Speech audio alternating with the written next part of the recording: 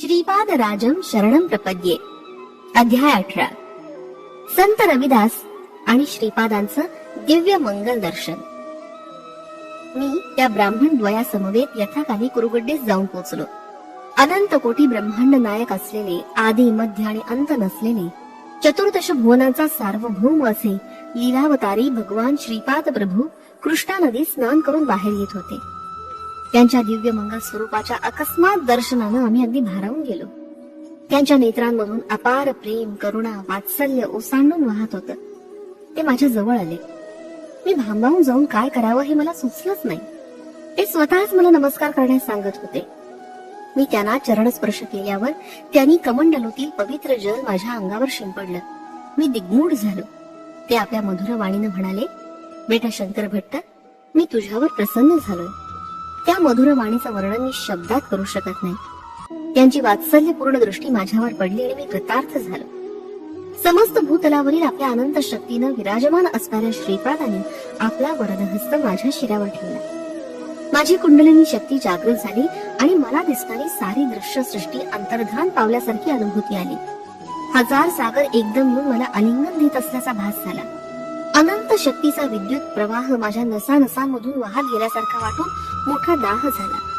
माझे डोळे आपोआप मिटले गेले. नाडी आणि हृदयस्पंदन दोन्ही थोड्या वेळासाठी थांबले होते. माझं मन निर्विकार आणि निश्चल होऊन अनंत शून्यात हरवलं. माझ्या हृदयातील चैतन्य अनंत अशा विश्व चैतन्यात विलीन झाल्यासारखं भासलं. या अवस्थेत मी अत्यंत आनंदात होतो. त्याचं वर्णन शब्दानं करता येणं कठीण आहे. या अत्युच्च आनंदाच्या अवस्थेत माझ्यातून कोट्यान कोटी ब्रह्मांड, सृष्टी, स्थिती, लय पावत आहे असं मला भासमान झालं. मी यापासून भिन्न नाही असा दृढ विश्वास वाटत होता. मीचा लय झाल्यामुळे मी अव्यक्त अशा आनंदात होतो. हे सर्व मला चित्रविचित्र वाटत होतं. तेवढ्यात श्रीपाद प्रभूंनी आपल्या कमंडलूतील जल मोठ्या प्रेमभावानं माझ्यावर प्रोक्षण केलं आणि मी सहज स्थितीत आलो. संपूर्ण विश्वाचे आदिगुरु असणारे श्री वल्लभ माझ्याकडे हजार मातांचं वात्सल्य डोळ्यात आणून पाहत मंद मंद स्मित करत होते. यवनांना श्री वल्लभाचं दर्शन. माझ्या बरोबर आलेल्या ब्राह्मण द्वयांना श्रीपाद प्रभूंबरोबर बोलणं किंवा पादस्पर्श करण्याचं धैर्य नव्हतं. श्रीपाद स्वामी मला म्हणाले, तुझ्या बरोबर आलेले हे दोघं अपरिचित कोण आहे? मी म्हणालो, प्रभू, आपल्या दिव्य चरणांचं दर्शन घेऊ इच्छिणारे हे दोन ब्राह्मण आहेत. त्यावर प्रभू म्हणाले, हे ब्राह्मण दिसत नाहीत, गोमांस खाणारे यवन दिसतात. खरं का खोटं हे तू त्यालाच विचार. तेवढ्यात ते ब्राह्मण म्हणाले, आम्ही ब्राह्मण नाही, यवन आहोत, त्यात संदेह नाही. आम्ही कुराण वाचतो. त्यांच्या या वक्तव्यावर मी स्तंभितच झालो. श्रीपाद वल्लभ नावानं मायावेशानं संचार करणाऱ्या जगतप्रभू श्री दत्तात्रय स्वामींना ओळखणं अनेक जन्माचं पुण्यफल आहे. त्या स्थिर भावात भक्तिभाव संपूर्ण रूपानं वाटणं म्हणजे महत्भाग्यच आहे. गोमातेत सर्व देवता वास करतात. गायी विना घर स्मशानासारखं असतं. श्रद्धेनं गोसेवा करणारे मला खूप आवडतात. गायीचं दूध पुष्टिकारक आणि तुष्टीदायक असतं. ब्राह्मण जन्म घेऊन गोमांस खाणारा शिक्षेस पात्र असतो. यज्ञ या करताना शेळीचं बलिदान दिलं जातं. यज्ञ पशु म्हणून शेळी अथवा इतर पशु सुद्धा त्यांच्या नीच योनीतून विमुक्त होऊन पुढे उत्तम जन्म प्राप्त करतात. यज्ञ पशुला चांगला जन्म मिळावा यासाठी यज्ञ करणारा महायोगी तपोबल आणि योग बलानं समृद्ध असावा लागतो. जर तो योगी असा समर्थ नसेल तर त्याला प्राणी हत्या केल्याचं पापच लागतं. देशकालानुसार धर्मकर्म पद्धतीमध्ये थोडा थोडा बदल होत असतो. यवन असणाऱ्या तपस्वीनी गोमांस भक्षण केलं तरी परमेश्वरार्पण बुद्धीनं केलेलं कर्म गाय आणि तिच्या संततीस उत्तम जन्मच मिळवून देतं. परंतु असं न केल्यास मात्र महापाप लागतं. म्हणून गोहत्या शास्त्रानुसार महान पाप आहे. कौरव पांडवांच्या युद्धासाठी कोणतं क्षेत्र धर्मक्षेत्र आहे याचा शोध करण्यासाठी अर्जुन आणि श्रीकृष्ण निघाले. त्याने एका शेतात शेतकरी पाणी देत असलेला दिसला. पाण्याचा प्रवाह अडवण्यासाठी त्याला एका मोठ्या दगडाची आवश्यकता होती. तो अशा दगडाच्या शोधातच होता इतक्यात त्याचा मुलगा वडिलांना जेवण घेऊन आला. जेवण झाल्यावर पाणी अडवण्यासाठी जेव्हा दगड मिळाला नाही तेव्हा त्यानं आपल्या मुलाचा वध केला आणि त्याचं मृत शरीर दगडाप्रमाणे पाणी अडवण्यासाठी ठेवलं. त्यावेळी शेतकरी आणि त्याचा मुलगा या दोघात मारण्याची क्रिया करताना कोणताही भाव नव्हता. ते दोघं निर्विकार होते. शेत पिकवून सर्वांना आहार द्यावा एवढंच त्या शेतकऱ्यास ज्ञात होतं. तोच त्याचा धर्म होता. शेतकरी फळाची आशा न करता आपलं कर्म अत्यंत श्रद्धा भावानं करत होता. या शेताची जागा श्रीकृष्णानं धर्मक्षेत्र म्हणून निवडली. अरे नाममात्र ब्राह्मणा, गोमांस भक्षण करणं केव्हाही बरोबर नाही. पूर्व पुण्याईनं आणि पूर्व पितृदेवतेंच्या प्रार्थनेनं तसंच माझ्या अपार कारुण्यानं तुम्हाला माझ्या दर्शनाचा लाभ झाला, हेच तुमचं महत्भाग्य समजा. तुम्ही केलेला नमस्कार मी स्वीकारत नाही. तुम्ही मला स्पर्श करू नका. माझ्या कमंडलूतील पाणी तुमच्या अंगावर घालणं शक्य नाही. तुम्ही इथून तत्काळ निघून जा. तुम्हाला अन्न वस्त्र मिळण्याची सोय केली आहे. तुम्ही यवन स्त्री बरोबर विवाह करून यवनाप्रमाणे राहा. तुमच्या हातून मारल्या गेलेल्या गायी पुढील जन्मी तुमची संतती होऊन जन्मास येतील आणि तुमचा छळ करून तुमच्या पैशावर सुखी होतील. माझ्या दर्शनानं पुनीत झाल्यामुळे काही जन्मांनंतर तुम्ही बडे बाबा आणि अब्दुल बाबा या नावानं ओळखले जाल. महाराष्ट्रातील शिर्डी गावात श्री साई बाबा नावाचे एक महात्मे अवतरित होतील. ते तुमचा उद्धार करतील. हे माझे बोल काळ्या दगडावरील रेषेप्रमाणे आहेत असं बोलून प्रभूंनी त्यांना जाण्यास सांगितलं. मी आणि श्रीपाद प्रभू दोघच होतो. तेव्हा तिथं रविदास नावाचा एक रजक आला. रविदास श्रीपाद प्रभूला सारखा प्रणाम करत होता, परंतु प्रभू त्याच्याकडे दुर्लक्ष करत होते. थोड्या वेळानं त्याच्याकडे पाहून श्रीपाद मंद हसले. याचं मला आश्चर्य वाटलं. श्रीपाद वल्लभ स्वामींनी माझ्या कपाळाच्या मध्यभागी जोरात दाब दिला. तेव्हा माझ्या नेत्रचक्षूंसमोर चित्र विचित्र दृश्य दिसलं. श्रीपाद स्वामींचा भक्तांवर अनुग्रह.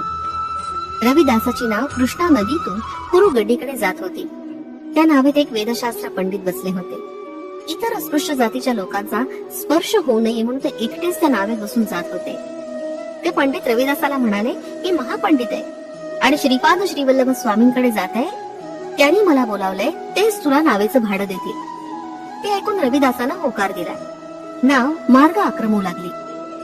बोलण्याच्या ओघात त्या पंडिताला कळलं की रविदासाला पौराणिक ऐतिहासिक कथेंची काहीच माहिती नाही. तो पंडित म्हणाला, अरे रविदासा, तुला पुराण आणि इतिहासाचं काहीच ज्ञान नाही, म्हणजे तू 3/4 जीवन व्यर्थ घालवलंस. रविदास ते ऐकून निराश झाला. नाव चालवताना एकदमच पाण्याचा वेग खूप वाढला. त्या वेगानं त्या नावेस एक छिद्र पडलं आणि त्यातून पाणी आत शिरू लागलं. रविदास त्या पंडिताला म्हणाला, महाराज, आपणच पाण्यात पोहता येतं का? पंडित म्हणाला, अरे मला तर पोहता येत नाही. रविदास म्हणाला, महाराज, मला पोहता येतं, परंतु तुम्हाला मात्र पोहता येत नसल्यानं तुमचं जीवन 100% व्यर्थ आहे. सारखं वाढत असलेलं पाणी पाहून रविदासानं श्री श्रीपाद प्रभूंचं नाव घेऊन पाण्यात उडी मारण्याची तयारी केली. इतक्यात त्याला पाण्याच्या मध्यभागी एक दिव्य कांती दिसली. त्यानं आदी अंत नसलेल्या श्रीपाद स्वामींच्या महिमा वर्णन करणाऱ्या अनेक लीला कथा ऐकल्या होत्या. रविदासानं त्या दिव्य कांतीस अत्यंत श्रद्धा भावानं नमस्कार केला. नावेतील पाणी सारखं वाढू लागलं होतं. इतक्यात एक महदाश्चर्य घडलं. एक अदृश्य हात त्या नावेतील पाणी बाहेर टाकत होता. पाणी कमी झालं आणि नाव किनाऱ्यावर पोचली आणि ते दोघं श्रीपाद प्रभूंच्या दर्शनास आले. रविदास यापूर्वी प्रभूंच्या दर्शनास कधीच आला नव्हता, परंतु आज जेव्हा त्याला स्वामींना नमस्कार केला तेव्हा त्यांनी प्रसन्न मुद्रेनं मंद हास्य केलं. त्या पंडिताकडे मात्र दुर्लक्ष केलं. शास्त्र चर्चा करण्यासाठी आलेल्या त्या पंडिताच्या मुखातून एक शब्दही निघेना. श्रीपाद प्रभू पंडितास म्हणाले, अरे पंडिता, तुला अहंकारामुळे योग्य काय आणि अयोग्य काय ते कळेनासं झालं आहे. तू महापंडित असून सद्गुणांचा संचय करण्याऐवजी पापांचा साठाच करून ठेवलास. आपल्या सुशील पत्नीचा छळ करून एका सुखी कुटुंबातील राणीला आपल्या पतीपासून परावृत्त केलंस. त्यामुळे ती तुला सतत शाप देतीये. तुझी भार्या एक सद्ब्राह्मणी असून मानसिक छळानं क्षोभित झाली आहे. हे सर्व पापकर्म केल्यावर तू माझ्याकडे कसा आकर्षित झालास? तुझ्या पत्रिकेप्रमाणे आज तुझा मृत्यूदिन आहे. आजपासून मी तुला 3 वर्षांचं आयुष्य वाढवून देतो. तू तुझ्या गावी जाऊन दुर्वर्तन विसरून चांगलं आचरण कर. तू एक पंडित आहेस यात शंकाच नाही. तुझ्या विद्वतेचं प्रात्यक्षिक दाखवतोस का तुला दिलेल्या 3 वर्षाचं आयुष्य परत करतोस? तत्काळ उत्तर दे. सर्व ज्ञान संपन्न असलेल्या श्रीपादांचं ते वक्तव्य ऐकून त्या पंडिताच्या तोंडून एक शब्दही फुटेना. जणू काही मुखात झाला होता. त्याच्या मनात आयुष्य वाढावं अशीच इच्छा होती. श्रीपाद वल्लभ स्वामी त्याला म्हणाले, तुझ्या मनातील इच्छेनुसार मी तुला 3 वर्षांचं वाढवलेलं आयुष्य देत आहे. तू रजकाच्या स्त्रीस जबरदस्तीने पळून तिला दासी केलंस, परंतु पुढील जन्मात ते रजक दाम्पत्य महाराजाचे सुख वैभवाचा आस्वाद घेशील तेव्हा तू त्या रजक पत्नीचा दास होऊन त्यांची सेवा करशील. या 3 वर्षात काही सत्कर्म केल्यास अन्न वस्त्रास काही कमी पडणार नाही आणि दुष्कर्म केल्यास नाना यातना भोगाव्या लागतील. मरणापासून तुझं रक्षण करून माझ्याकडे येऊन येणाऱ्या रविदासाला तुझं सर्व पुण्य मिळालं. त्या पुण्याच्या फलस्वरूप तो माझी सेवा करेल. तू तत्काळ या पुण्यभूमीतून निघून जा. स्वामींच्या आदेशानुसार तो पंडित तिथून निघून गेला. रविदास मात्र आश्रमात राहून स्वामींची सेवा करू लागला. तो दररोज स्वामींचे कपडे धुवून आणि आश्रमातील अंगण झाडून स्वच्छ करीत असे. पूजेसाठी फुलं आणणं हे तर त्याचं आवडीचं काम होतं. श्रीपाद प्रभू स्नानासाठी कृष्णा नदीवर जात असताना तो त्याला साष्टांग नमस्कार घालत असे आणि स्वामी त्याचा नमस्कार प्रसन्न मुद्रेने स्वीकार करत असत. रविदासाच्या पित्यानं त्याला एकदा सांगितलं होतं की श्रीपाद प्रभू अंतर्यामी असल्यानं त्यांना केलेला एक नमस्कार स्वीकार झाल्यास तो 100 लोकांना केलेल्या नमस्काराचं फळ मिळवून देणार आहे. एकदा रविदास कृष्णा नदीच्या तीरावर उभा होता. त्यावेळी त्या मोठ्या नावेत त्या गावातील राजा आपल्या लवाजम्यासह जलविहार करत होता. रविदास त्या राजाकडे एकचित्ताने पाहत होता.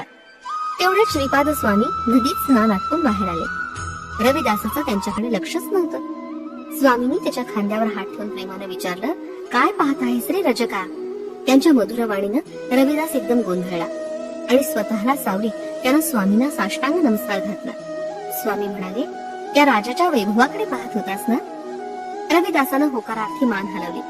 ते पुढे म्हणाले, तुला राजा होण्याची इच्छा आहे ना? तू पुढच्या जन्मी विदुरा नगरीचा म्हणजे सध्याचा बिदर नगरीचा राजा होशील. त्यावेळी मी नरसिंह सरस्वती रूपात तुला दर्शन देईन. तो रजक म्हणाला, प्रभू, मला राजा होण्याची इच्छा आहे, परंतु आपल्या चरणांची सेवा मला सदैव मिळावी. स्वामींनी रविदासाची ही इच्छा पूर्ण केली.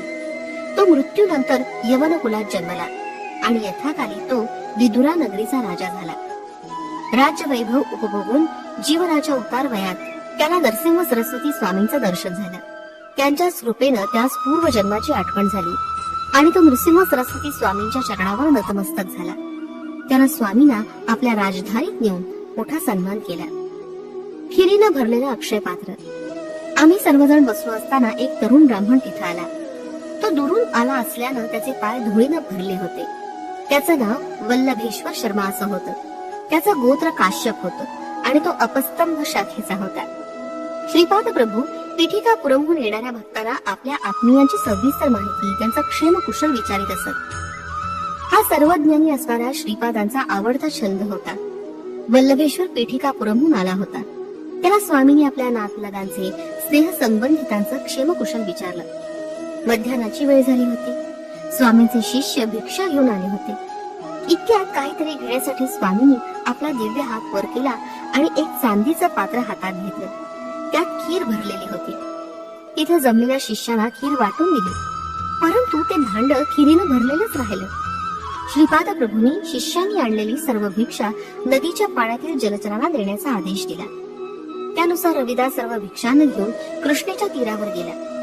नदीतील जीवजंतूंना सुद्धा स्वामींचा प्रसाद मिळावा हा त्यांचा संकल्प होता. श्रीपाद श्रीवल्लभ मला वल्लभेश्वराच्या जवळ बसण्यास सांगत होते, परंतु त्याच्या जवळ रविदास बसला होता. माझ्या बाजूस सुब्बण्णा शास्त्री नावाचा एक कानडी ब्राह्मण बसला होता. एक गरीब ब्राह्मण आपल्या मुलीचे लग्नासंबंधी प्रभूंना विचारत होता. प्रभू म्हणाले, मी असताना तुम्हाला काळजी कशाची? जे लोक पापी असतात त्यांनाच भय असतं. प्रभू पुढे म्हणाले, हा वल्लभेश्वर शर्मा तुझा जावई होण्यास अगदी योग्य आहे. सुब्बण्णा शास्त्री त्याला पौरोहित्य शिकवत आहे. वल्लभेश्वराकडे वळून स्वामी म्हणाले, तुझ्या माता पितरांची अशी इच्छा आहे की त्याला पिंडदान करावं. श्रद्धा भावानं आणि मंत्रोच्चारासह केलेलं पिंडदान पितरांना पोचतं. पितृदेवतांचा शाप घेणं चांगलं नसतं. गरुड पुराणातील मंत्र उच्चारल्यानंतरच विवाहाच्या मंत्रांचं उच्चारण करावं असं शास्त्र वचन आहे. तसंच विवाह मांगल्यासाठी हळकुंड स्वीकारावं. आज तुम्हाला मिळालेला प्रसाद अत्यंत दुर्लभ आहे. पिठिकापुरमध्ये मल्हादी लोक वेंकटप्पा, श्रेष्ठी महाराज आणि वत्स महाराज नैवेद्यासाठी खीर घेऊन आले. तोच नैवेद्य तुम्हाला प्रसाद म्हणून दिला आहे. ब्रह्मराक्षस महापिशाच्याच्या बाधेनं पीडित असलेल्या लोकांची बाधा या प्रसादानं तत्काळ निवृत्त होते. दारिद्र्य आणि दुःखानं पीडित असलेल्या लोकांना या प्रसादाचा स्वीकार केल्यानं संपदा आणि अभिवृद्धी लाभते. हे दिव्य भाषण ऐकून माझ्या डोळ्यात अश्रू दाटून आले. सद्गदित झालेल्या कंठानं श्री श्रीपाद स्वामी म्हणाले, या 3 वंशांशी माझा ऋणानुबंध कालातीत आहे. त्यांच्या वात्सल्य भक्तीनं मी त्यांच्या अंकित होतो. मला कुठंही जेवण्यास न मिळाल्यास मी सूक्ष्म रूपानं जाऊन तिथं यथेच्छ जेवण करतो. जे कोणी माझी वात्सल्यपूर्ण भावानं सेवा करतात त्यांच्या घरासमोर मी बाल्य रूपातच खेळत असतो. माझ्या पावलांचा सुमधुर आवाज माझ्या भक्तांच्या हृदयात प्रतिध्वनित होतो. रात्रीच्या वेळी कुरुगड्डी गावात माझ्या संमतीशिवाय कोणी राहू शकत नाही. यक्षिणी, ब्रह्मराक्षस, महापिशाच महाआरतीच्या वेळी आक्रोश करतात. मी त्यांची त्या पिशाच्या योनीतून सुटका करून नवीन देह प्राप्त करून देतो. देवता, गंधर्व, यक्ष, अदृश्य शक्ती यासारखे उच्च पदास पोचलेले जीव माझ्या दर्शनास येतात. महासिद्ध, महायोगी, तपस्वी महापुरुष माझं दर्शन, स्पर्श व संभाषणाचं भाग्य प्राप्त व्हावं अशी इच्छा मनात धरून अनेक कष्ट झेलून माझ्याकडे येतात. तुम्ही आनंदानं नामरूपाला ओलांडून पुढे जाल ही श्रीपाद प्रभूंची अनुल्लंघनीय आज्ञा होती. आम्ही शेजारी असलेल्या गावी जाऊन पोचलो. त्या कन्येचा पिता स्वतःच्या घरासमोर वधूवरांना बसून सुब्रमण्यम शास्त्रीकडून मंत्र म्हणून घेत होता. शास्त्रींना विवाह संस्काराचे मंत्र येत होते, परंतु अंतिम संस्काराच्या मंत्रांची त्यांना माहिती नव्हती. श्रीपादांचं ध्यान करून सुब्बण्णा ब्राह्मणांच्या स्थानी बसले. त्यांच्या मुखातून आपोआप मंत्र उच्चारण होऊ लागलं. याचं त्यांना स्वतःलाच आश्चर्य वाटलं. याप्रमाणे सर्व मंत्रोच्चारण झाल्यावर त्या वधूवरांचा विवाह संपन्न झाला. कन्येचा पिता निर्धन आणि होणारा पती गरीब असल्यानं त्यानं मंगळसूत्राऐवजी हळकुंड दोऱ्यांनी बांधून वधूच्या गळ्यात घातलं. विवाहासाठी आलेले ब्राह्मण विवाह संप्रदायानुसार न झाल्यानं निंदा करत लग्न मंडपातून निघून गेले. वल्लभेश्वराला आई वडील नव्हते. मुलीची आई, वडील, पुरोहित आणि मी असे 5 लोकच लग्नास उपस्थित होते. विवाहानंतर नवदाम्पत्यासह आम्ही श्रीपाद स्वामींच्या दर्शनासाठी गेलो. श्रीपाद स्वामींनी आम्हाला आशीर्वाद देऊन आनंद व्यक्त केला आणि आम्हास त्यांच्या समवेत थोडा वेळ ध्यान धारणा करण्याची अनुज्ञा केली. मी ध्यानात बसताच माझ्या डोळ्यासमोर वल्लभेश्वराच्या भविष्यात घडणाऱ्या घटनेचं एक एक चित्र येऊ लागलं. वल्लभेश्वर एक व्यापारी झाला होता.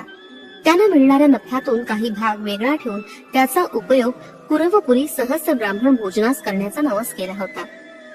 परंतु तो संकल्प पूर्ण करण्यास तो विलंब लावत होता. श्रीपाद श्रीवल्लभ कुरवपूर क्षेत्री अंतर्धान पावले. ते गुप्त रूपाने संचार करीत होते. कुरवपूर या क्षेत्री प्रभूंच्या पादुका मात्र होत्या. वल्लभेश्वरानं धन संपादन केलं आणि ते घेऊन तो कुरवपुरी आपला संकल्प पूर्ण करण्यासाठी येण्यास निघाला. मार्गात त्यास 4 चोर यात्रिकांच्या वेशात भेटले. थोडं अंतर बरोबर चालल्यावर त्या चौघांपैकी एका चोरानं वल्लभाचार्यांचा वध केला आणि त्यांच्या जवळ धन घेण्याचा प्रयत्न करू लागला. तितक्यात श्रीपाद प्रभू तिथं त्रिशूलधारी यतीच्या वेशात प्रकट झाले. वल्लभेश्वर चोरांना मारण्यापूर्वी श्रीपाद स्वामींच्या ध्यानात मग्न होता. आपल्या भक्ताचं रक्षण करण्यासाठी प्रभू तत्काळ धावून आले होते.